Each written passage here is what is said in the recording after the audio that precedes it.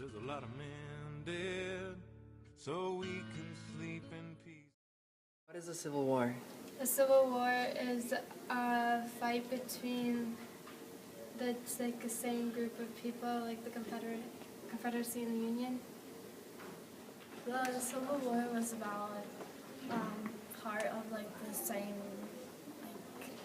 it's part of the USA and the Confederacy and the Union had a fight and yeah. What was slavery like during the Civil War?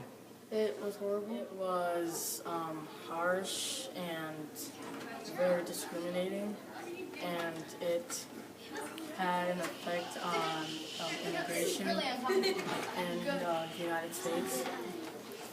How was the economy during the Civil War? Bad. Hard.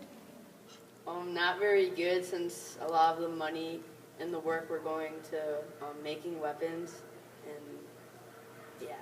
How was the land in the North and the land in the South different? The land in the north had more cities, and the land in the south had more farmland. The land in the South was better because they had slaves and farmland, and the North was just city and no slaves. How was the economy in the North different than the South?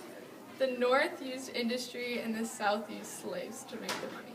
The economy in the South had more farmland and slaves, and the North didn't. Was there more state or federal power during the Civil War? I think there's more state. State power? Ow. State. State? Should the new states have been slave states or free states? I think they should be free instead of slave states. I think the new states should have been free states. The Civil War was a war between political factions or regions within the same country. The war began when Confederate warships bombarded Union soldiers at Fort Sumter, South Carolina on April 12, 1861. The war ended in spring 1865. Robert E. Lee surrendered the last major Confederate army to Ulysses S. Grant at Appomattox Courthouse on April 9, 1865. The last battle was fought at Palmito Ranch, Texas, on May 13th of 1865. The reason why Americans turned to slaves was due to the belief that it was cheaper and a more plentiful way of labor. Slave labor began in the 17th century. An estimated 6 to 7 million slaves were imported to the U.S. during the 18th century alone. While factories were built all over the North and South, the vast majority of industrial manufacturing was taking place in the North. The South had almost 25% of the country's free population, but only 10% of the country's capital in 1860. The North had 5 times the number of factories as the South, and over 10 times the number of factory workers. In addition, 90% of the nation's skilled workers were in the North. Clear's goal was to defend and persevere the right of Southern whites, including the right to own slaves. While the concept of owning other human beings would obviously be a moral and criminal issue today, many slave owners either ignored or tried to justify their way out of that dimension, focusing on the economic aspects of slavery. The northern soil and climate favored smaller farmsteads rather than large plantations. Industry flourished, fueled by more abundant natural resources than in the South, and many large cities were established. By 1860, 1/4 of all Northerns lived in urban areas. Between 1800 and 1860, the percentage of laborers working in agricultural pursuits dropped drastically from 70% to only 40%. Slavery had died out, replaced in the cities and factories by immigrant labor from Europe. In fact, an overwhelming majority of immigrants, 7 out of every 8, settled in the North rather than the South. Transportation was easier in the North, which boasted more than 2/3 of the railroad tracks in the country, and the economy was on an upswing. The Northerns were most likely to have professional jobs than those who lived in the South. In the South, the fertile soil and warm climate of the South made it ideal for large-scale farms and crops like tobacco and cotton. Because agriculture was so profitable, few Southerners saw a need for industrial development. 80% of the labor force worked on the farm, although 2/3 of Southerners owned no slaves at all. By 1860, the South's peculiar institution was inextricably tied to the region's economy and culture. In fact, there were almost as many blacks, but slaves and free, in the South as there were whites. 4 million blacks and 5.5 million whites.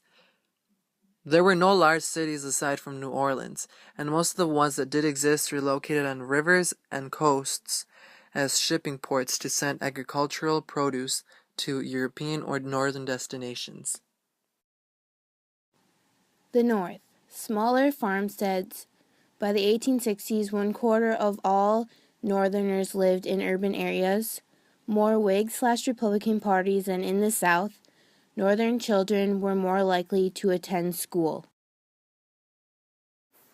The South. Fertile soil, large-scale farms, and crops like tobacco and cotton. 80% of labor force worked on the farms. There were almost as many blacks, but slaves and free, in the South as there were whites. 4 million blacks and 5.5 million whites. New Orleans was the only large city, and 1/10 of the Southerners lived in the urban areas. The debate over which powers rightly belonged to the states and which powers belonged to the federal government became heated again in the 1820s and 1830s, fueled by the divisive issue of whether slavery would be allowed in the new territories forming as the nation expanded westward. All of this caused tension because the states wanted more power individually than federal power. Abraham was elected president on November 6th of 1860. Abraham was a Republican and had ran an anti-slave platform, which the South hated because the South depended on slaves to work the lands. On December 20 of 1860, South Carolina seceded. By February 1st of 1861, 6 more states, including Mississippi, Florida, Alabama, Georgia, Louisiana, and Texas, had split from the Union. The seceded states created the Confederate States of America and elected Jefferson Davis, a Mississippi senator, as their provisional president. During the American Civil War, the Confederate States of America consisted of the governments of 11 southern states that seceded from the Union in 1860 to 1861, carrying on all the affairs of a separate government and conducting a major war until defeated in the spring of 1865. The Confederacy's greatest weakness was the difficulty Davis's government had in controlling the individual states. The same problem the National Congress had faced under the Articles of Confederation, unable to break the Union's blockage, and thus unable to buy goods or sell cotton. The Confederacy experienced a massive economic collapse in 1862 and never recovered. Individual states and private banks printed more cheap paper money to counter the depression, but these measures only worsened the situation by causing inflation.